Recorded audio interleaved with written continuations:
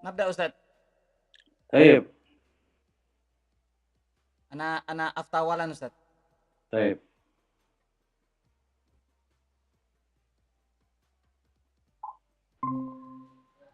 Bismillahirrahmanirrahim. Assalamualaikum warahmatullahi wabarakatuh. Waalaikumsalam warahmatullahi wabarakatuh. Alhamdulillahirabbil alamin. Wabihi nasta'inu ala umuri dunya waddin. Wassalatu wassalamu ala asrafil anbiya'i wal mursalin wa ala alihi washabihi ajma'in. Alhamdulillah, pada kesempatan kali ini kita diberikan kesehatan oleh Allah Subhanahu wa taala. Puji syukur kita panjatkan kehadirat Allah. Dan alhamdulillah hari ini kita telah memasuki Ramadan hari keempat. Dan insya Allah semoga kita senantiasa diberikan kesehatan. Dan untuk siang hari ini alhamdulillah untuk pertemuan pertama di bagian pertama pada kegiatan safari dakwah online Ramadan bersama nasya.com. Alhamdulillah untuk siang ini materi yang akan kita bahas adalah memahami hakikat puasa yang insya Allah akan disampaikan oleh Ustadz Fahrul Rozi MAG.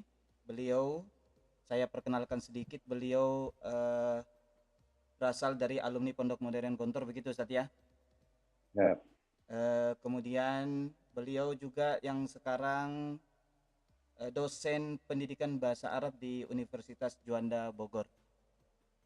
Mungkin tidak panjang lebar Ustadz. Insya Allah nanti akan ada sedikit tanya jawab. Saya lihat di live streaming kita di YouTube sudah ada kurang lebih 5 orang yang sudah bergabung.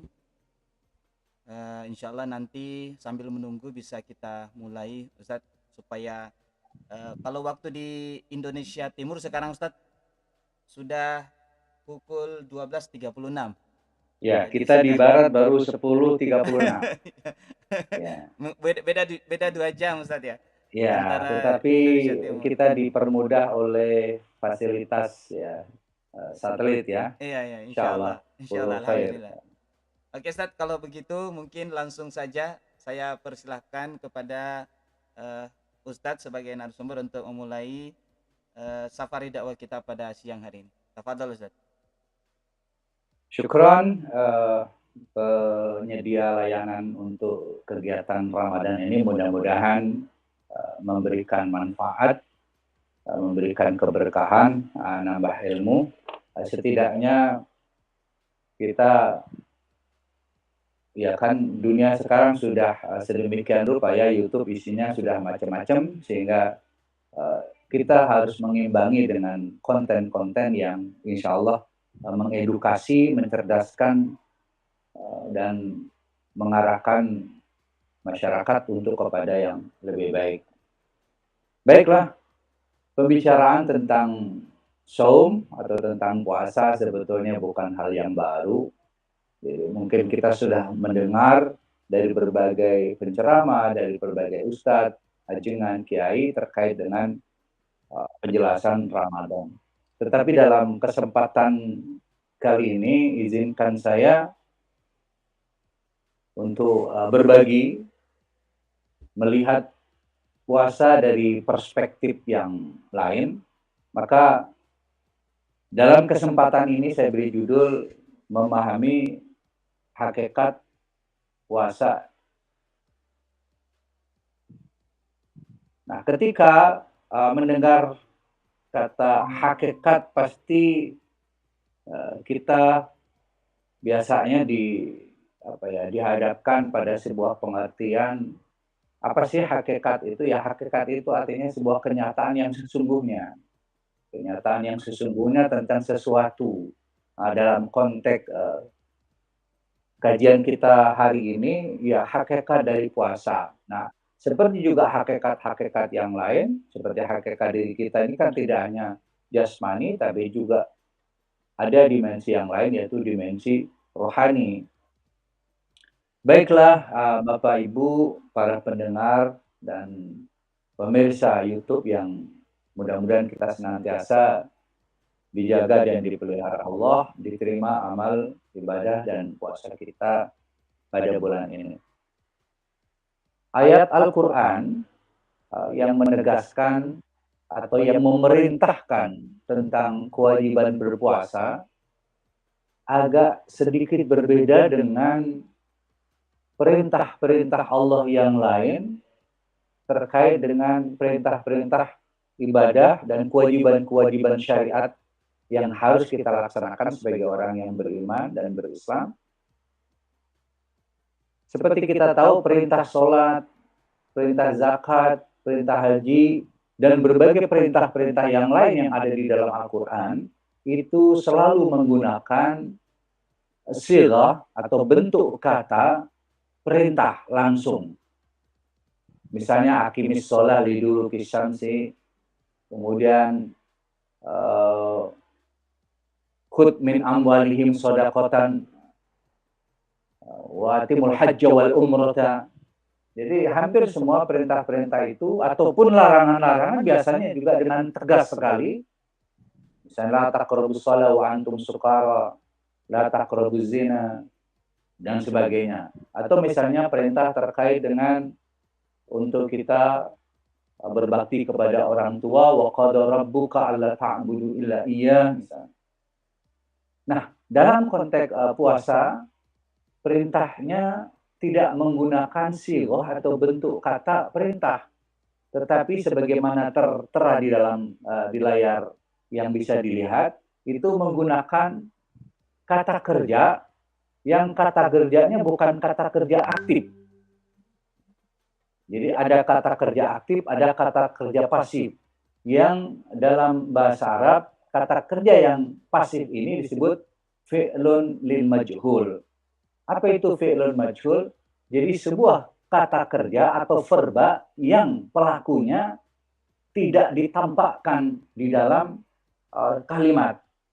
Nah, seperti misalnya pada ayat perintah kepada puasa ini, ya ayyuhalladzina amanu kutiba.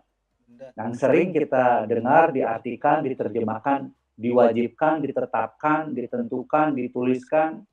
Nah, di sini siapa yang menetapkan, siapa mewajibkan, siapa yang menentukan? Kenapa Allah menggunakan kata ini dan bukan menggunakan kata fardo atau menggunakan kata sumu, perintah puasa langsung? Nah, kalau kita kaji dan telaah lebih jauh terkait dengan keberadaan bentuk kata yang semacam ini di dalam surat Al-Baqarah yang mendahului dari perintah puasa ini, misalnya nanti kita akan menemukan kata kutiba alaikumul kisos, ya, perintah untuk melaksanakan kisos atas orang yang melakukan pembunuhan atau menghabisi nyawa orang lain tanpa didasarkan kepada hak. Kemudian ada kutiba alaikum idza hadara ahadakumul maut. Jadi ketika datang kematian, di mana di situ ada perintah yang cukup berat. Terus kemudian yang ketiga, kutiba alaikumusiyam. Apa rahasia di balik penggunaan bentuk kata yang sedemikian?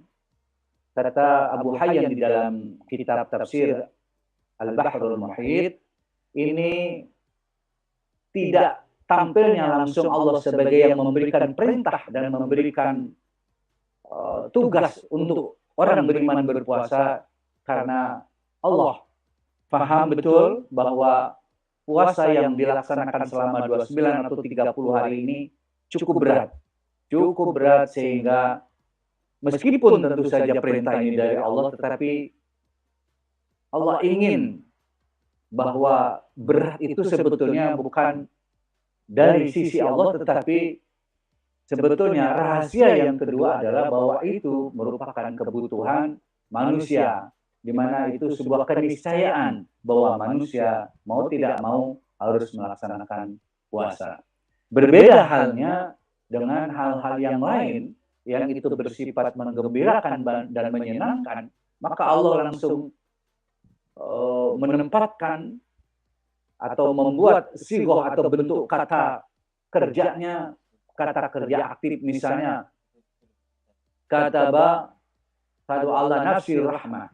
Jadi Allah mau menetapkan pada dirinya kasih sayang. Dan demikian juga hal-hal yang lain yang sifatnya menyenangkan.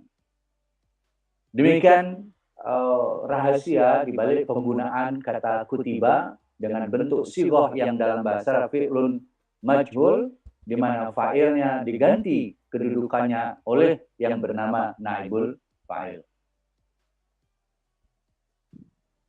Kita sebagaimana saya kira kita semua sudah memahami, tetapi sekedar mengingatkan kembali bahwa Syahrul Ramadan ini merupakan bulan di mana kita sebagai orang yang beriman disapa dan diajak bicara oleh Allah melalui sebuah perintah yang bernama puasa. Ramadan adalah juga disebut Syahrul Quran karena sebagaimana informasi yang sudah sering kita dengar bahwa Ramadan adalah bulan di mana diturunkan Al-Quran yang menjadi pedoman hidup bukan hanya bagi orang yang mempercayainya, tetapi hudan linnasi wa bayyinatin minal huda wal furqan, juga bagi seluruh umat manusia. Ramadan juga menjadi bulan di mana kita berkesempatan untuk meraih, untuk memperoleh pahala sebanyak-banyaknya. Karena hampir seluruh aktivitas kita, tidak hanya sekedar puasa, tetapi berbagai aktivitas kita yang masuk dalam kategori ibadah, itu memiliki nilai dan dinilai dengan nilai yang luar biasa oleh Allah Azza wa Jalla. Itulah makanya pada poin berikutnya, puasa adalah kesempatan atau bulan puasa adalah bulan di mana para hamba itu berkesempatan untuk mendekatkan dan berdekatan dengan Allah. Itulah makanya nanti di dalam salah satu ayat yang terkait dengan puasa ini, Allah menyatakan wa idza sa'alaka ibadi fa inni qarib. Inilah bulan di mana kita diberikan kesempatan untuk berdekat-dekatan, berakrab-akraban dengan Allah.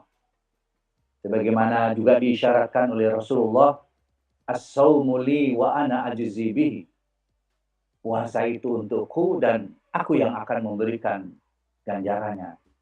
Ini juga menjadi motivasi bagi kita bahwa kita berpuasa semata-mata dalam rangka memperoleh kecintaan dan keakraban dan bahkan juga memperoleh kasih sayang dari Allah yang Maha Pemurah.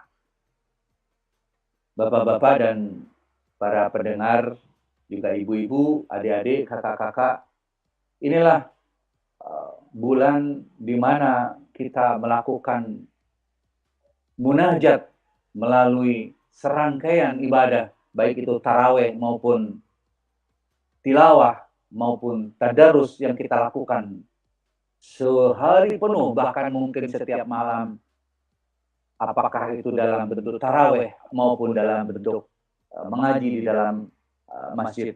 Inilah saat kita berkesempatan untuk memperoleh peluang keselamatan melalui munajat-munajat yang kita lakukan selama sebulan ini.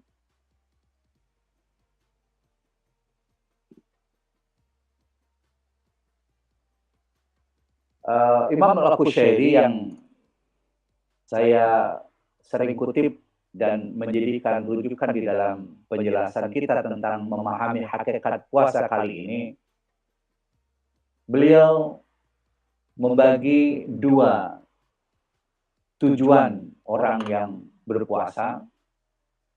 Pertama, orang yang berpuasa lillah, yang dalam bahasa Indonesia mungkin bisa kita artikan puasa karena Allah. Dan yang kedua, orang yang berpuasa billah, artinya bersama Allah. Nah, orang yang berpuasa karena Allah, maka dia berpuasa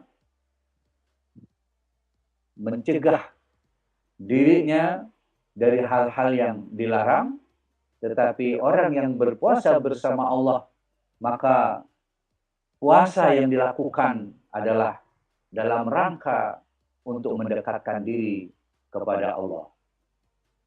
Orang yang berpuasa karena Allah, maka puasanya adalah manifestasi dari penghambaan kepada Allah.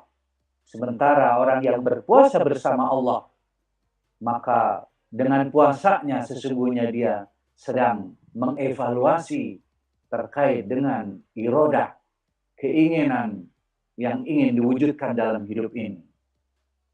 Orang yang berpuasa karena Allah, itu memang sudah seharusnya setiap hamba melakukannya. Sementara orang yang berpuasa bersama Allah, maka puasanya semata-mata bertujuan untuk Allah. Orang yang berpuasa karena Allah, maka sudah seharusnya dia melaksanakan dan melindungi hal-hal yang lahiriahnya dari apa-apa yang membatalkan puasanya. Sementara orang yang berpuasa bersama Allah, maka sesungguhnya dia sedang melindungi domirnya, baik itu ruhnya, baik itu qalbunya, baik itu sirrunya, dari hal-hal yang menghalanginya untuk mencapai ridho dan nanti ketemu dengan Allah.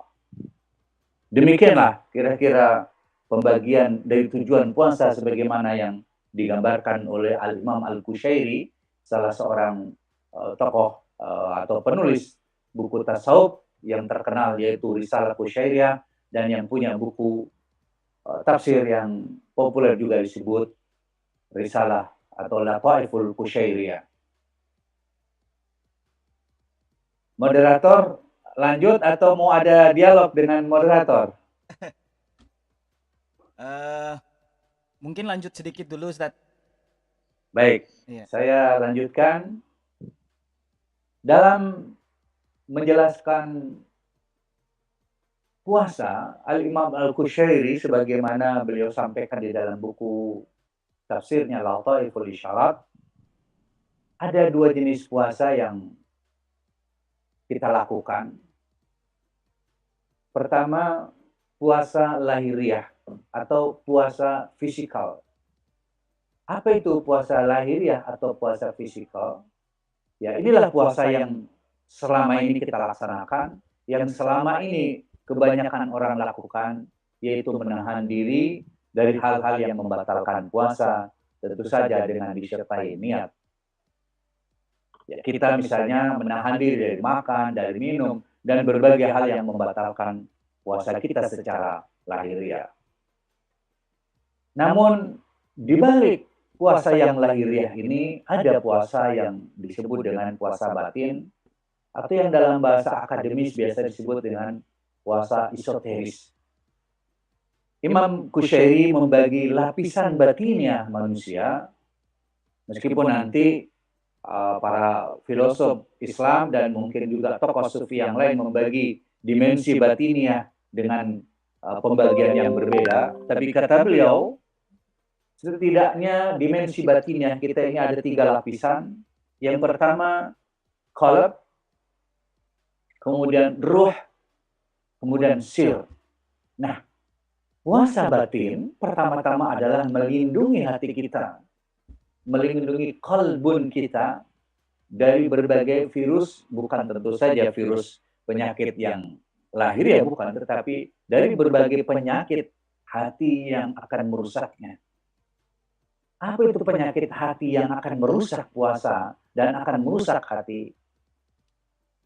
Dulu ada seorang sahabat, sebut saja namanya Ibnu Mas'ud, ditanya oleh para tabi'in yang bertemu dan bersua dengan beliau, bagaimana kalian para sahabat dulu memasuki bulan Ramadan?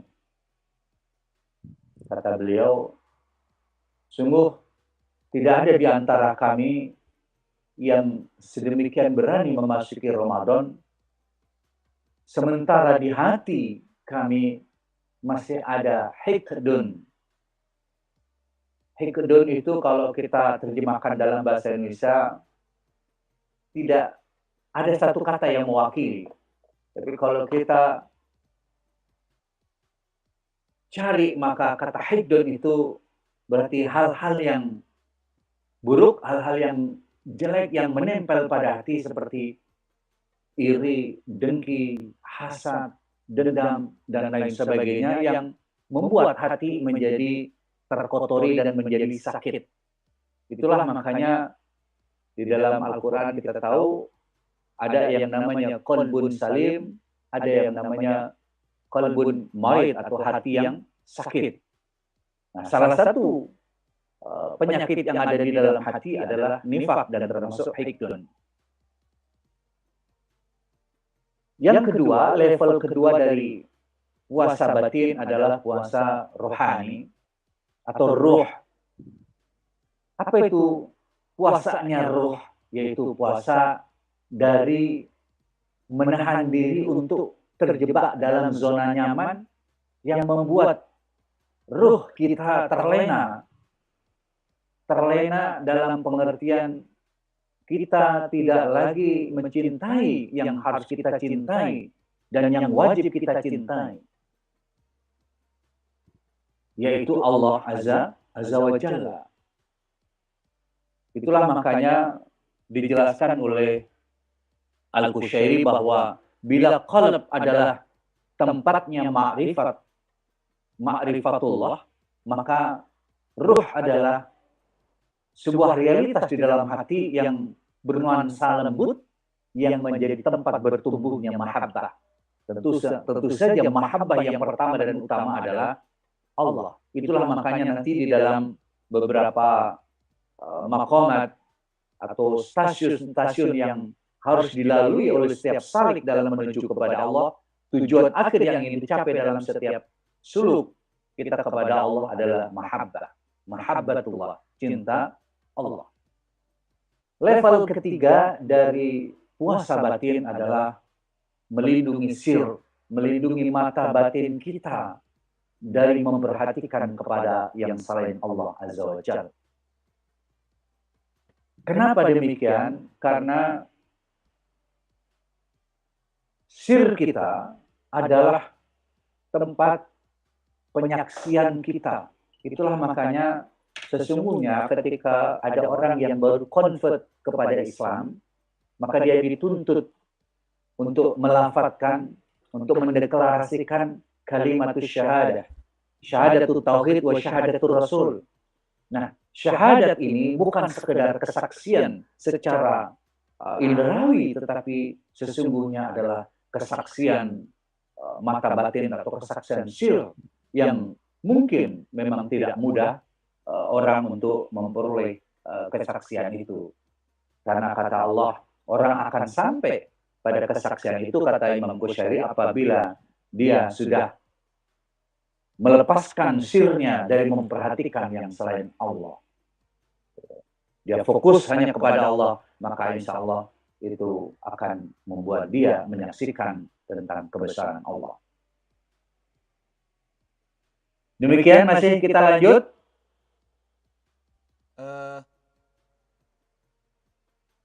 Mungkin bisa sedikit lagi Ustadz, setelah itu baru kita ajukan untuk sesi tanya jawab. Baik. Ma'asyiral muslimin rahimakumullah. Para pemirsa yang dimuliakan Allah. Sekedar menjadi motivasi buat kita semua bahwa kehidupan ini ada akhirnya. Dan salah satu keimanan yang dituntut dari kita orang yang beriman adalah iman kepada hari akhir. Hari akhir tidak hanya berakhirnya kehidupan ini, tetapi ada pertanggungjawaban ketika kita dibangkitkan kembali. Nah, di saat itu Rasulullah menyampaikan bahwa setiap kita pasti nanti akan disapa oleh Allah, diajak bicara oleh Allah, dan Antara kita dengan Allah tidak ada perantara, tidak ada yang memerantarai. Nah, apa yang akan menolong kita selain perbuatan-perbuatan kita? Selain perbuatan-perbuatan baik kita, maka apabila perbuatan-perbuatan baik kita berkurang atau tidak sesuai dengan yang seharusnya, maka masih terbuka kemungkinan, yaitu pertama adalah syafaat dari Rasulullah.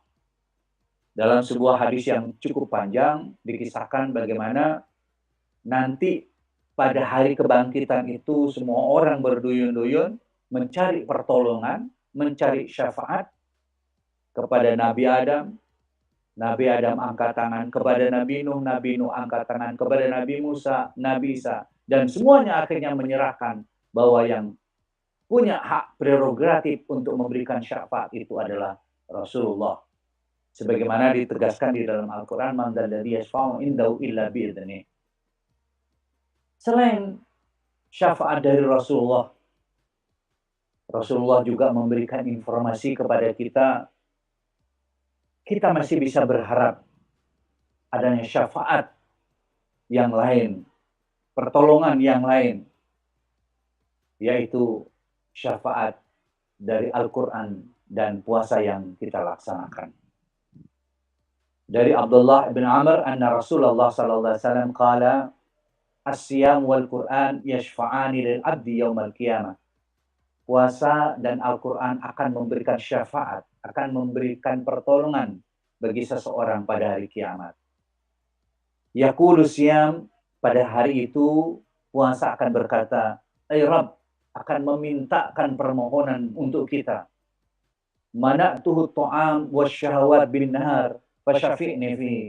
Wahai Tuhan, wahai Rabb, dia telah menahan dirinya dari makan dan minum dan memenuhi syahwatnya di siang hari semata-mata karena aku, maka izinkan aku pada hari ini untuk memberikan syafaat baginya. Al-Quran demikian juga dia akan berkata, wa yaqulul Quran mana'tuhun nauma bil-laili. Dia telah menahan dirinya untuk tidak tidur di malam hari sementara orang-orang tidur, maka jadikanlah aku sebagai yang bisa memberikan syafaat baginya. Maka Allah pun menjawab, fayusyafa'ani. Maka keduanya diberikan hak oleh Allah untuk memberikan syafaat. Tentu saja puasa yang seperti apa? Baca Quran yang seperti apa yang bisa memberikan syafaat dan pertolongan kepada orang yang melaksanakan di hari di mana di situ tidak ada pertolongan, di mana la yanfa'u malun wala banun, di mana harta dan anak keturunan tidak memberikan manfaat apa-apa, maka puasa, standar puasa yang bisa memberikan syafaat kita nanti di hari kiamat adalah sebagaimana yang disabdakan oleh Rasulullah sallallahu alaihi wasallam, man lam yada qaula zur wal amal bihi falaysa lillahi hajatun fi ayyada ta'ama wa syaraba. Jadi puasa yang benar-benar kita selama puasa meninggalkan perkataan-perkataan yang keji, yang tidak disukai oleh kita dan juga orang lain. Perkataannya aja kita tidak suka, orang yang beriman tidak suka, manusia kebanyakan tidak suka, apalagi apabila kita melakukannya. Jadi intinya bahwa kriteria pertama dari puasa yang akan memberikan manfaat kepada kita adalah puasa yang juga disertai dengan meninggalkan perbuatan-perbuatan yang keji, perbuatan-perbuatan yang secara umum manusia tidak menyukainya. Yang kedua, kriterianya adalah sebagaimana Rasulullah sabdakan, qala Rasulullah sallallahu alaihi wasallam, qala Allah, kullu amali ibni Adam lahu ila siyam. Seluruh amalan anak Adam kembali untuknya kecuali puasa. Fa innahu li, maka sesungguhnya itu untukku. Wa ana ajzi bihi, dan aku yang akan memberikan pahala baginya. Wasyam junnah, puasa juga adalah perisai. Nah, di sini yang perlu mungkin menjadi perhatian kita, perlu menjadi pegangan kita. Wa idza kana yaumu shaumi ahadikum fala yarfus wala yaskhab. Ingatlah ketika kalian sedang berpuasa, maka jangan sekali-kali kalian mengumpat, menghardik, menodai orang lain, berkata-kata yang tidak santun, bersikap, bukan hanya berkata tentu saja, bersikap dan berperilaku yang bisa menyakiti hati orang lain. Masyurul muslimin rahimakumullah, bahkan jika seandainya orang yang kita hadapi itu mencaci, bahkan sampai mau membunuh kita, kata Rasulullah, falyakul inni mru'un shaim, aku sedang berpuasa. Sedemikian agungnya keutamaan puasa yang disertai, yang termanifestasi dalam perilaku dan sikap, maka itu dijanjikan oleh Rasulullah bahwa itu akan mengantarkan kita untuk memperoleh pertolongan dari Allah ketika kita nanti menghadap Allah Azza wa Jalla untuk mempertanggungjawabkan apa yang kita perbuat selama hidup di dunia ini. Demikian, lanjut.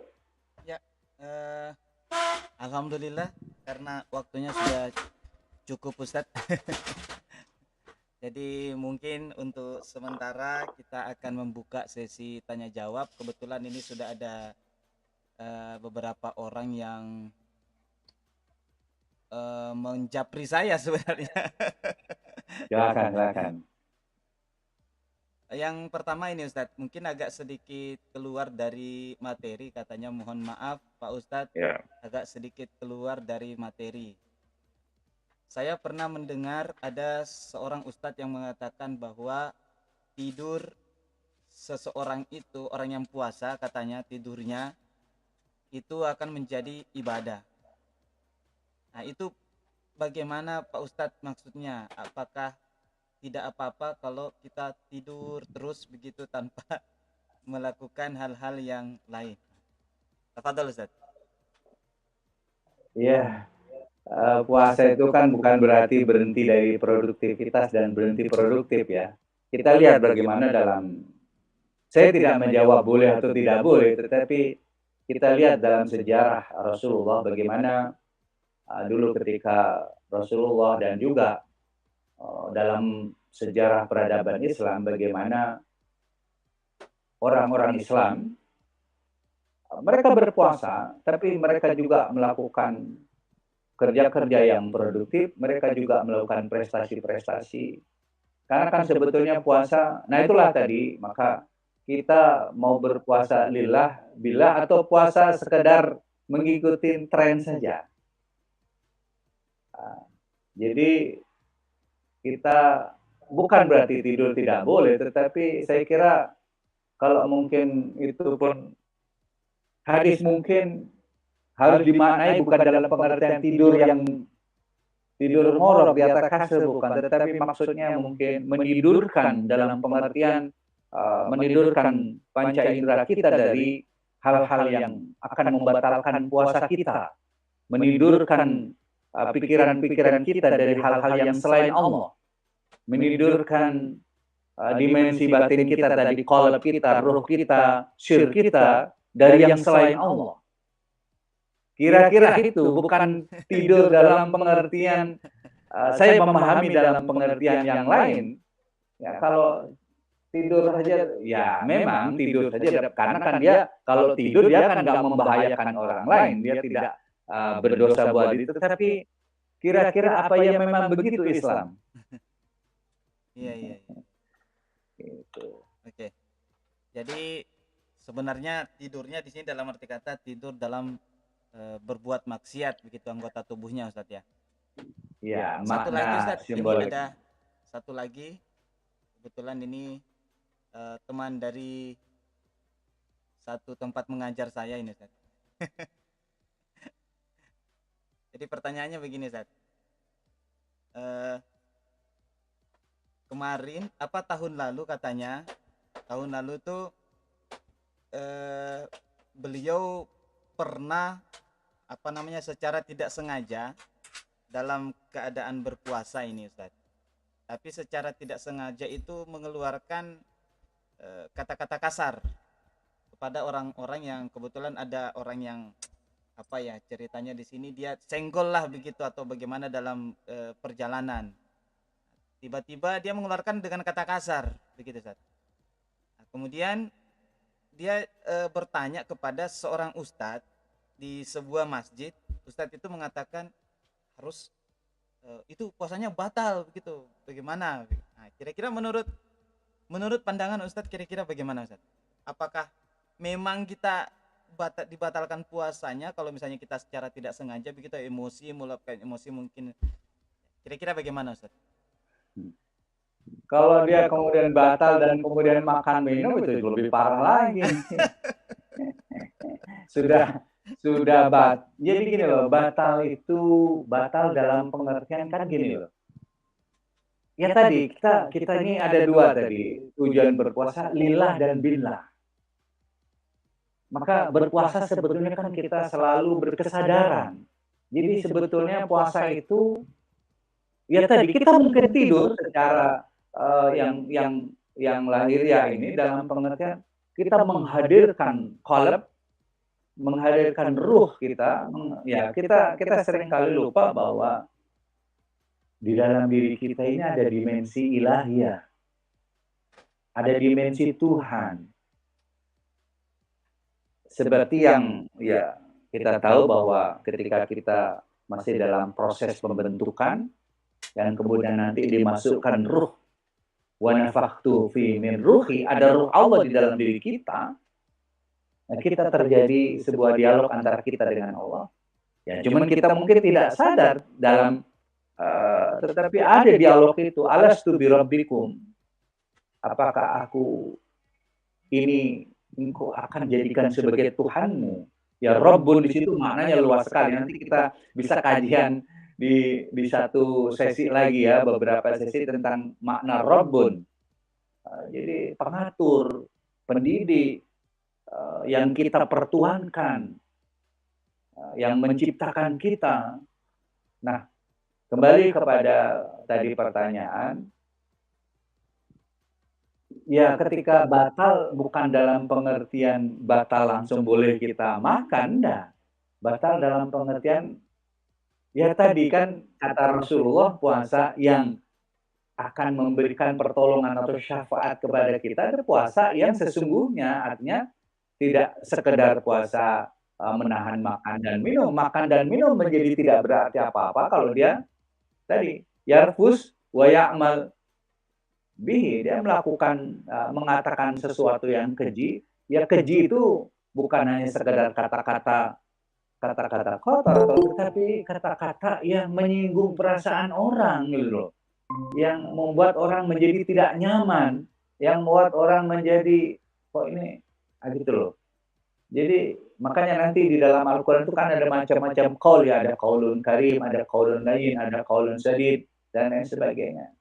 Jadi bukan hanya sekedar, saya nggak enak menyebutnya, tetapi kata-kata yang membuat orang tidak nyaman, apalagi melakukannya gitu. Nah kemudian terkait dengan kalau sudah kadung ya udah, makanya kita diwajibkan untuk zakat fitri atau menyempurnakan puasa kita yang akibat kata-kata kita yang tidak bagus tadi dengan perilaku-perilaku yang lain ya, dengan memberikan sedekah, dengan menyantuni anak yatim atau mengeluarkan hal-hal yang kita punya untuk kebaikan. Begitu kira-kira. Terima kasih Ustadz. Sebelumnya kami mohon maaf karena di sini agak sedikit banyak suara-suara ini. Kebetulan di rumah lagi ada perbaikan AC Ustaz. Ini ada satu pertanyaan lagi Ustaz. Satu pertanyaan lagi dari yang penonton dari YouTube ini. Maksud dari begini Ustaz. Ayat yang memerintahkan puasa ini katanya itu sedikit berbeda dengan kalimat perintah, misalnya zakat, haji dalam syariat Islam. Itu kok bisa berbeda begitu? Kenapa Ustadz begitu?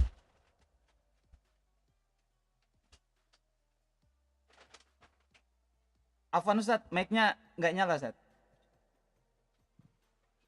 Ya, Ya.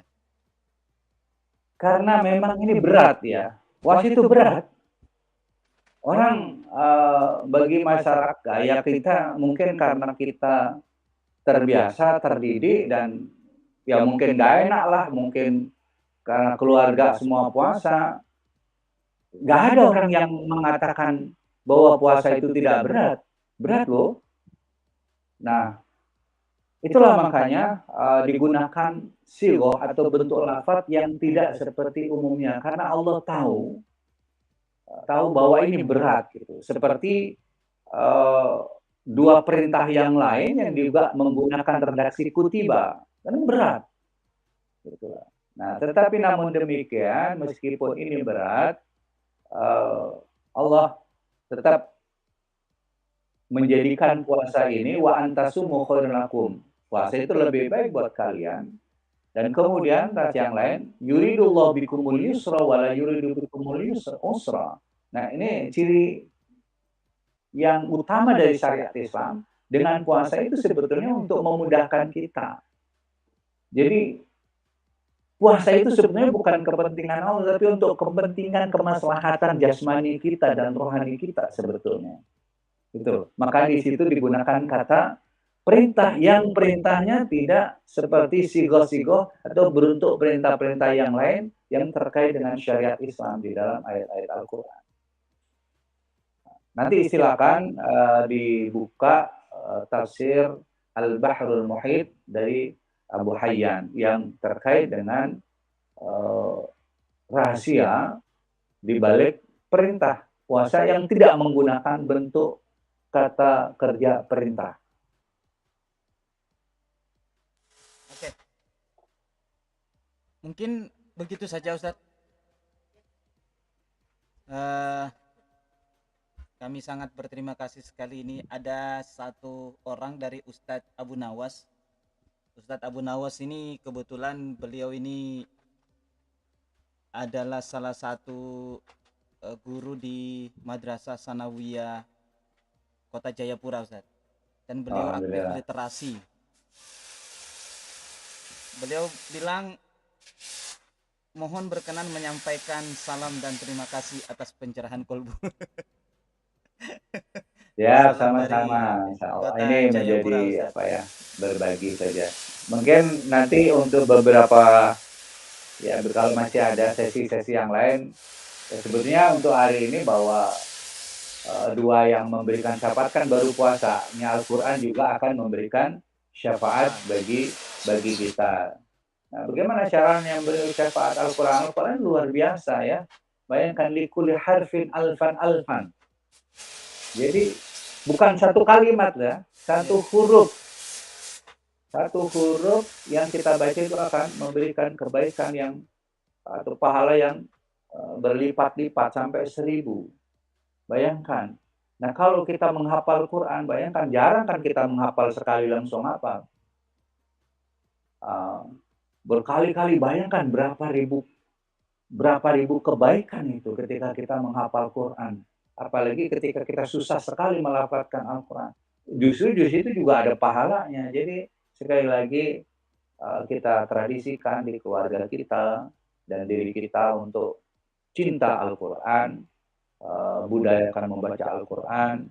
Insya Allah itu akan menjadi syafaat bagi kita. Syukur-syukur apabila ada di antara anggota keluarga kita yang menjadi penghafal Quran, menjaga risalah Rasulullah yaitu Al-Quran. Demikian sebagai pelengkap dan tambahan terkait dengan syafaat. Jadi syafaat Rasulullah, syafaat dari puasa, syafaat dari Al-Quran. Dan kemudian tujuan puasa kita, apakah kita puasa lillah atau meningkat menjadi puasa billah, puasa bersama Allah, sehingga kita menjadi benar-benar orang yang akan mendapatkan syafaat dari puasa kita. dan kemudian ada puasa zahir lahiriah kita, tapi seiring dengan pertambahan dan perkembangan usia kita, maka puasa kita pun juga harus meningkat menjadi puasa yang berdimensi batin, menjaga kalbu kita dari yang akan menyakitinya, menjaga ruh kita dari mahabbah kepada yang selain Allah, menjaga sir kita dari menyaksikan yang tidak abadi, dari menyaksikan dan bergantung pada yang fana. Aqulu qawli hadza astaghfirullah ala li wa lakum wallahu yaqulul haq wa huwa yahdis sabil ala minkum hadanallahu wa iyyakum ajmain. Assalamualaikum warahmatullahi wabarakatuh. Waalaikumsalam warahmatullahi wabarakatuh. Terima kasih jazakumullah khair kepada Ustadz Fakhrul Razi. Beliau sudah bersedia memberikan kita sedikit siraman kolbu tentang hakikat puasa, dan insya Allah di part kedua Ustadz, insya Allah kami akan mengatur jadwal selanjutnya. Mungkin di part kedua bisa memberikan kami lagi siraman kolbu untuk ilmu. Kami ucapkan sekali lagi terima kasih Ustadz. Sudah sebenarnya masih banyak pertanyaan di YouTube sama di ini, cuman karena waktu terbatas Ustadz ya. Mungkin di sana juga sudah masuk waktu zuhur.